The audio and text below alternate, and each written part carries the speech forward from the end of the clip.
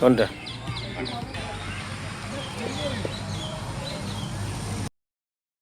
আমি ব্যাটসম্যান, আমার হাতেই বল, প্রতীক ব্যাট বল স্লোগান জয় শ্রীরাম ৪-৬, যা হবে সব পাবে নরেন্দ্র মোদী। ৮৬ শান্তিপুর বিধানসভায় আরও এক নির্দল প্রার্থী শ্যামল দাস। প্রবীণ এই রাজনীতিবিদ প্রথমে বামপন্থী, পরবর্তীতে বিজেপি। হরিপুর পঞ্চায়েতের মেলের মাঠ এলাকার বিজেপি প্রতিষ্ঠাতা বলে দাবি করেছেন তিনি। তবে সম্প্রতি বেশ কয়েক বছর ধরে তাকে কোনোভাবেই গুরুত্ব দেওয়া হয় না। অন্যদিকে সাংসদ থাকাকালীন বিধানসভার উপনির্বাচনের প্রার্থী হওয়ার প্রতিবাদ করতেই নাকি দূরত্ব বৃদ্ধি মনে প্রাণে চেয়েছিলেন পঞ্চায়েত সমিতির বর্তমান সভাপতি নৃপেন মণ্ডলও। যদি প্রার্থী হতেন এবছরে, তাহলেও বিজেপির কর্মী সমর্থকরা খুশি হতেন। তিনি আজ স্ক্রুটিনি করিয়ে বাড়ি ফেরার পথে সশরীরে এবং মুঠোফোনে বহু বিজেপি কর্মী সমর্থকদের নাকি সমর্থন পেয়েছেন। তবে বিজেপি মানসিকতা এবং জয় শ্রীরাম স্লোগান দেওয়ায় নির্দল প্রার্থী সকল ভোটারদের ছাড়াও বাড়তি গুরুত্ব দিয়ে আদতেও যে বিজেপি কর্মী সমর্থকদের বাড়িতে বাড়িতে পৌঁছবেন তা তিনি স্পষ্ট করেন। তিনি পৃথিবীর ৩ ভাগ জল ১ ভাগ স্থল, তাই পানীয় জলের অভাব নেই, কিন্তু বিশুদ্ধ পানীয় জল একটাই, বৃষ্টি অ্যাকোয়া। প্রতি ফোঁটায় আনে তৃপ্তি, মেটায় তেষ্টা। বৃষ্টি অ্যাকোয়া, বিশুদ্ধ পানীয় জল।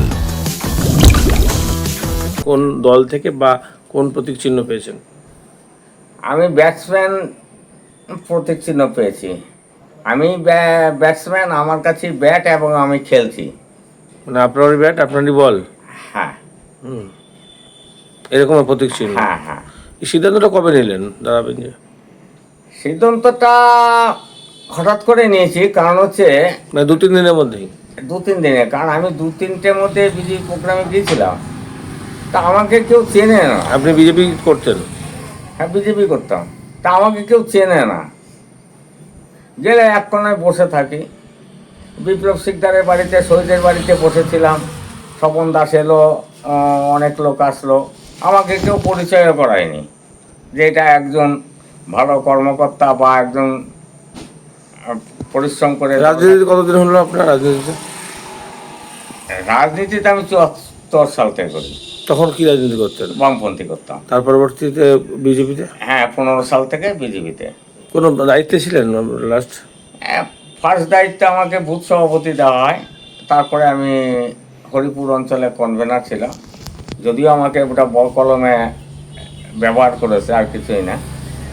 তো এই যে আপনার পঞ্চায়েত সমিতির সভাপতি, তিনি বলছেন যে এর পেছনে ইন্ধন আছে? না না না, আমার ব্যক্তিগত রাজনীতি প্রভাবিত আমি কারোর দ্বারাই আমি কোনোদিনও হয়নি, আজকেও হব না। আমাকে এটা কেউ করাতে পারে না। তাহলে কি মানে কি কারণে দাঁড়ানো? আমাদের প্রার্থী আমার মানে একেবারেই পছন্দ হয়নি। কি সমস্যা রয়েছে? সমস্যা বলতে, উনি লড়াইটা করলো কবে? বিজেপি করতে গেলে তো লড়াইয়ের ময়দান থেকে উঠে আসতে হয়। উনি কয়েক বছর ধরে দেখলাম একটু সাংসদের সাথে একটু ঘুরছে টুরছে ফিরছে।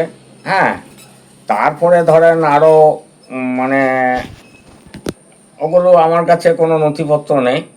আমাকে বিভিন্ন মানুষ ভিডিওতে দেখাচ্ছেন ওনার মানে ক্যারেক্টার, তাই সেই সম্বন্ধে তো আমাকে দেখালে তা আমি কিছু করতে পারি না।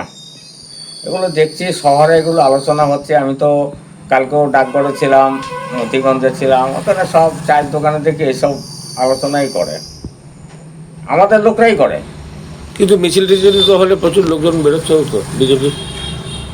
তাহলে আপনারাও তো বলে থাকেন যে প্রার্থী যাই দল ঘোষণা করবে সেটাই হবে, বা তাকেই মেনে নিতে হবে, এরকমও তো অতীতে বলেছিলেন কখনো?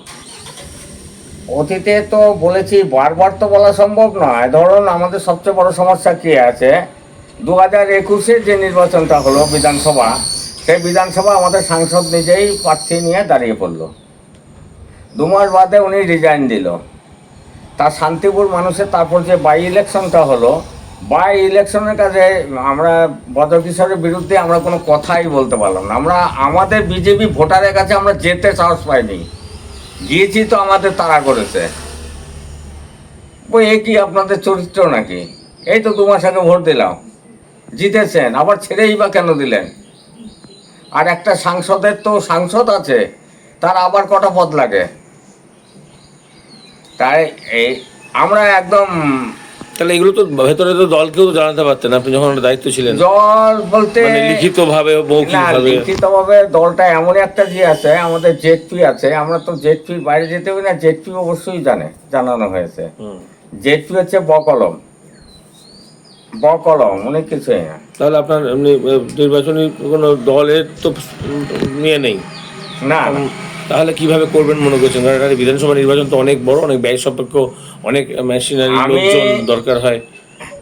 আমি আমার বিধানসভা এরিয়া পর্যন্ত আমি যতটা চিনি,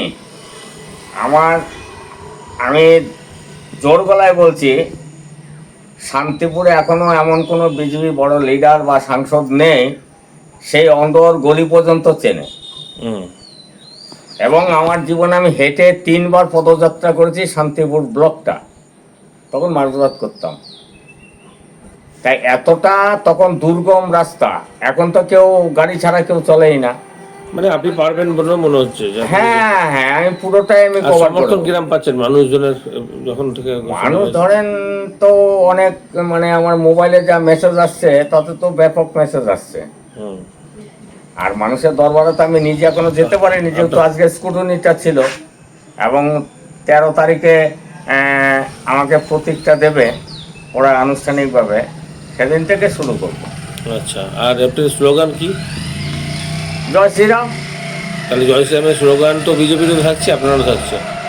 থাকে অনেক তা আপনার ভোটগুলো তো বিজেপিরই ভোট হিসাব মতন, তাহলে সে তো কাটা হবে, মানে ক্ষতি হবে। কার ক্ষতি হয়ে যায় না, আমার জয় শ্রীরামে ভোট। আমার ভোট জয় শ্রীরাম দেওয়া মানে নরেন্দ্র মোদীর কাছে চলে গেল আমার ভোট, হুম। নরেন্দ্র মোদীর কাছে চলে যাবে। শান্তিপুরে আরও তো প্রার্থীরা রয়েছে, কি মনে করছেন, মানে তাদের সঙ্গে থেকে ওঠা সম্ভব হবে? কেউ কেউ গায়ের জড়িতে নামতে পারে, কিন্তু আমি তো গায়ের জড়িটা তো বিশ্বাস করি না। আর আমাদের মেনত লড়াই হচ্ছে শান্তিপুরে যে খেলার জগৎটা ছিল, এটা তো একেবারে ভেঙে তছনছ করে দিয়েছে এই সরকার, তৃণমূল সরকার। কিছু নেই শান্তিপুরে, ধরেন Milan Sangha, city club, Sutragarh sporting club, national club, GI reserve club, Pathachakra club. পাঠাচক্রতে অ্যাথলেটিক্সে খুব ভালো ছিল। যে প্রার্থী হয়েছে বিজেপি তিনিও তো খেলোয়াড়, তো সেক্ষেত্রে আপনারও তো খেলারই ইচ্ছা, হ্যাঁ আমি খেলবো, খেলাটা আলাদা হয়ে গেল। আমি খেলবো আমি, যার জন্য ব্যাট বল নিয়েছি। আমরাও খেলতাম, হয়তো ওনার মতো এত বড় মাপে খেলা ছিলাম না। আমাদের মাঠের শৈশব থেকে আমরা মাঠে আছি, হুম। এখনও মাঝে সাথে গিয়ে ব্যাট বল ধরি। ছেলেবেলে দিতে চায় না, কাকা লাগবে। তাহলে সময়ও তো আপনাদের অল্প, মানে যারা প্রথম নেমেছে তারা তো আজ থেকে 8-10 দিন 15 দিন আগে পেয়েছে। প্রথম শেষ বলে কথা না, যারা মানে পরিচিত, যারা শান্তিপুরে নেই তাদের তাকে বেরোতেই হবে। এবার আমার তো সব জায়গায় নারী পুতা রয়েছে, হুম। এমন কোনো গ্রাম নেই, এমন কোনো শহর নেই যে আমাকে চেনে না বা আমি সেখানে আমি চিনি না। যারা চেনে না তারা জিজ্ঞাসা করে। সশরীরে পৌঁছতে পারবেন সব জায়গায় নাকি? হ্যাঁ হ্যাঁ, তারা জিজ্ঞাসা করে করে তারা এখন পৌঁছচ্ছে, পরিচয় হচ্ছে নতুন করে তারা। এবার আমার তো নতুন করে পরিচয় হওয়ার কিছু নেই। তো কথা হয়েছে আপনাদের সভাপতি বা এখানকার মেম্বার বিজেপির যারা এখানকার আছেন? না, ওরা কয়েকজন আমাকে ফোন করেছিল, ফোন আমি রিসিভ করিনি। তাহলে প্রচার আরম্ভ হবে এর মধ্যে থেকে, কাল থেকে? অনেকেই আমাকে বিজেপি থেকে করেছিল। তো এখন ঘটনা হচ্ছে, এখন কেন আমাকে ফোন করে? হুম।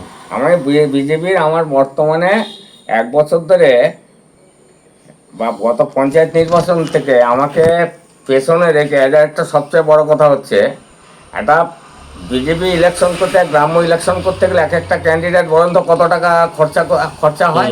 যেইভাবেই টাকাটা আসুক, ব্যক্তিগতভাবে করুক আর পাবলিকের নিয়ে করুক। আমার এই যে টিনের ঘরটা দেখেছেন, এই যে মেয়ে আর এই যে আমার অসুস্থ বউটা, আমার 2000 টাকা ইলেকট্রিকের বিল বাকি ছিল। পৌর গরমে 3টে মাস সারা রাত্রে আমি আর বাচ্চা মেয়েকে আর বউকে আমি হাতে পাখা দিয়েছি, হাওয়া দিয়েছে সারা রাত, আমি জেগে আর আমি দিনের বেলা ঘুমিয়েছি। আমি পঞ্চায়েত ইলেকশনের পরিশ্রমটা কম করতে পেরেছি এই কারণে। আর ওরা ঘুষ করে আমি নাকি সিপিএমকে ভোট দিই, ওরা বিশ্বাসটাই করে না। অথচ মানুষের বাড়ি ভোটার স্লিপ কিন্তু আমিই বিলি করেছি। অবিশ্বাসের জায়গাটা কি কারণে আসলো? কেউ আছে এর মাঝখানে? আছে তো বটেই, মানে এই যে আজকে দেখছেন বেশ কিছু লোক টপে উঠেছে, কি ছিল 57টা তো ভোট ছিল 15 সাল পর্যন্ত, 57টা ভোট ছিল। সেই 57 ভোট থেকে আমি 18 সালে নমিনেশন দেওয়ার মেলেমাঠ থেকে কোনো লোক যায়নি, আমি জাস্ট একা নিয়ে গেছি। আর একজন আমার এক বন্ধু আছে রতন বলে, তার একটা ফুলিয়া কিছু রিলেটিভ আছে, উনি একটু সহায়তা করেছে, প্রার্থীকে নিয়ে আমরা গিয়েছি। চারিদিক দিয়ে ঘিরে ধরেছে, তৃণমূলটা মারবে, মার। তাহলে আপনার মতন এরকম তো অনেকেই আছে যারা মনে করছেন, তারা প্রত্যেকেই ইন্ডিভিজুয়ালি যদি না দাঁড়িয়ে দেয় তাহলে তো ক্যান্ডিডেটের সংখ্যা প্রচুর হয়ে যাবে। মানে সমস্যা তো সমস্যাটা ক্যান্ডিডেট আমরা নরেন্দ্র মোদীর লোক, তো আমরা জিতলেও তো নরেন্দ্র মোদী পাবো আসনটা। কি মনে হচ্ছে জয় কতটুকু সম্ভব হবে? জয় হবে, আমাদের তো চেনে না কে, আমাদের পরিচিত হওয়ার কিছু নেই, খালি 13 তারিখে সিম্পলটা আসতে দেন, আর সব কিছু করতে দেওয়া আছে, গ্রামে গ্রামে সব পাঠিয়ে দিই, এবং বহু লোকে আমাকে ফোন করেছে, আমার বাড়ি থেকে সবাই নিয়ে যাবে। তার ফলে আপনাদের মানে দেখা গেল বিজেপির ভোট যদি আপনারা সব বেশিরভাগ পড়ে, তাহলে তো বিজেপির যে মূল প্রার্থী রয়েছে তার ক্ষেত্রেও তো সেও তো দেখা গেল হেরে গেল, মাঝখান থেকে অন্য কেউ জিতে গেল, এরকম তো হতে পারে না, অন্য কেউ জিতবে না, তাদের জায়গা নেই, কারণ দিদি যেসব কথাবার্তা বলে গেছেন। তার মানে কি আপনি আর না হলে বিজেপির যে কোনো একজন? আমি আসি এখন আমাকে নিয়েই ভাবছি, আমি অন্য কাউকে নিয়ে আমি ভাববো না। আর দিদি যা যেসব কথাবার্তা বলে গেছে শান্তিপুরে, বড় কিছু আউট হয়ে গেছে, একদম মাঠের বাড়ি চলে গেছে। সিপিআইএম প্রার্থী ওদের তো নীতি ঠিক নেই। হুমায়ুন কবির এখানে মসজিদ করে একটু আন্দোলন করলো, মোহাম্মদ সেলিম সুজা একদম চলে গেল ইসের কাছে, হুমায়ুনের কাছে। ওরা তো যত মারধর করে এখানে বসে করে না। আর এই যে প্রাক্তন বিধায়ক অরিন্দম ভট্টাচার্য দাঁড়িয়েছেন ক্যান্ডিডেট নির্দল এই হিসাব মতন, তার ক্ষেত্রে কি মনে করছেন? উনি ওনার মতো লড়বে, ওনার সম্বন্ধে তো আমার কি কথা বলবো। আর এমনি স্বপন দাস যে প্রার্থী আছে সে বিজেপির, তার ক্ষেত্রে উনি তো এখন পার্টি ওনাকে মনোনীত দল করেছে, কিভাবে হলো, কেনই বা দিল? প্রার্থীটা হওয়ার কথা ছিল আমাদের পঞ্চায়েত সমিতির সভাপতি নিপেন মণ্ডল প্রথমে ছিল, আমি একদম গোড়া উপরের খবর আমি জানি। মানে উনি হলেও আপনি খুশি হতেন? হ্যাঁ, আমি খুশি হতাম। তারপরে আমার শহীদ পরিবারের ছেলেটা ছিল সুপল শিকদার, ওই সবচেয়ে বড় দাবিদার। বহু লোক শহীদ পরিবার থেকে হচ্ছে, জলপাইগুড়িতে হয়েছিল, ধূপগুড়িতে হয়েছিল বাই ইলেকশনে, এই তো অভয়ের মা পানিহাটির থেকে পেল। এই পরিবারটাই কি ইয়ে হলো, পরিবারের দিকে কেউ তাকাচ্ছে না। এবং ছেলেটা গ্র্যাজুয়েট ছেলে, ভদ্র ছেলে, তাকেও করলো না। এখন দল ওরাকে নির্বাচন করেছে, সাংসদের প্রিয় লোক, কিন্তু তাহলে বিজেপির কোনো জেতার সম্ভাবনাও নেই না। কংগ্রেসের বলতে তো আমি কংগ্রেসের প্রার্থী দাঁড়িয়েছে একজন, হ্যাঁ, ভদ্রলোকের নাম শুনলাম, অলোক চ্যাটার্জি, শান্তিপুরেরই ছেলে। ওনার সম্বন্ধে তেমন ধ্যান ধারণা নেই। আজকে দেখা হয়েছিল উপরে স্কুটনিতে, কথা হয়েছে, সৌজন্য কথাবার্তা। তাহলে বিজেপি মানে আপনি? হ্যাঁ, বিজেপি মানে আমি। আচ্ছা, মানে সিম্বল না থাকলেও মুখ দেখেও দেবে? হ্যাঁ হ্যাঁ, মুখ দেখেই দেবে। এতে আপনি মানে আশাবাদী জয়? হ্যাঁ হ্যাঁ, আশাবাদী। আপনার নাম পরিচয়? আমার নাম শ্যামল দাস, মেলের মাঠ, শান্তিপুর। আমি এখানকারই, আমার জন্ম। প্রার্থী হয়েছেন বর্তমানে? নদিয়ার সবথেকে বড় English medium school JRS public school প্রায় 35 বিঘা জমির ওপর গড়ে উঠেছে বিশাল ক্যাম্পাস। নার্সারি থেকে শুরু করে উচ্চ মাধ্যমিক, ITI college, law college, B Ed college, ভর্তি চলছে জেআরএস পাবলিক। ব্যালকনি বা সিঁড়ির রেলিং, মডিউলার কিচেন বা ড্রয়িং রুম, এক কথায় আপনার স্বপ্নের বাড়িকে করে তুলুন আরো সুন্দর। Chakdah ply centre, gorgeous look বা কোয়ালিটি সবে 3 number 1 Chakdah ply centre. Chakdah ply centre, KBM, Chakdah, Nadia. করবেন কেন করবেন বুঝতে পারছেন না তো? সঠিক গাইডলাইন পেতে আজই আসুন নদিয়ার চাকদাতে নিবেদিতা প্রাইভেট লিমিটেডে। Nivedita private limited, marketing and distribution service. Chakdah aluminium centre, ply, কাঁচ, laminates, kitchen fittings, door lock, window ও অ্যালুমিনিয়ামের খুচরো ও পাইকারি বিক্রেতা। চাকদা অ্যালুমিনিয়াম সেন্টার, পূর্ব লালপুর 50 নম্বর রেলগেটের পাশে, চাকদা, নদিয়া। হোমওয়ার্কটা করেছো? হ্যাঁ স্যার। এ বাবা, ভুল করেছো কেন? চোখে কেমন ঝাপসা দেখছি, লিখতে আর পড়তে খুব সমস্যা হচ্ছে। চাকদার মডার্ন অপটিক্স থেকে ভালো চোখের ডাক্তার দেখিয়ে নাও। প্রতিদিন প্রকৃত চোখের ডাক্তার ও দৃষ্টি বিশেষজ্ঞ মডার্ন অপটিক্স চাকদহে। স্যামসাং, জিও, রিয়েলমি, নদিয়ার একমাত্র অথরাইজড ডিস্ট্রিবিউটর ঘোষ কমিউনিকেশন, থানার মোড়, চাকদা। ভাবছেন 3 স্টার ক্যাটাগরিতে কাটাবে? রুম রে মাত্র 1500 টাকা থেকে স্টার, খাওয়া দাওয়া রিজনেবল প্রাইস। নদিয়ার একমাত্র 3 স্টার ক্যাটাগরি হোটেল এনবি সোনার বাংলা হোটেল, কল্যাণী এইমসের ঠিক উল্টো দিকে, কল্যাণী, নদিয়া। নদিয়া জেলার সবথেকে বড় বিল্ডার্স চাকদার মা মনসা বিল্ডার্স, রড ও সিমেন্টের পাইকারি ও খুচরো বিক্রেতা। মা মনসা বিল্ডার্স, পদ্মবিলা, চাকদা, নদিয়া। রড কেনাকাটায় থাকছে ডিসকাউন্ট অফার। মা মনসা বিল্ডার্স।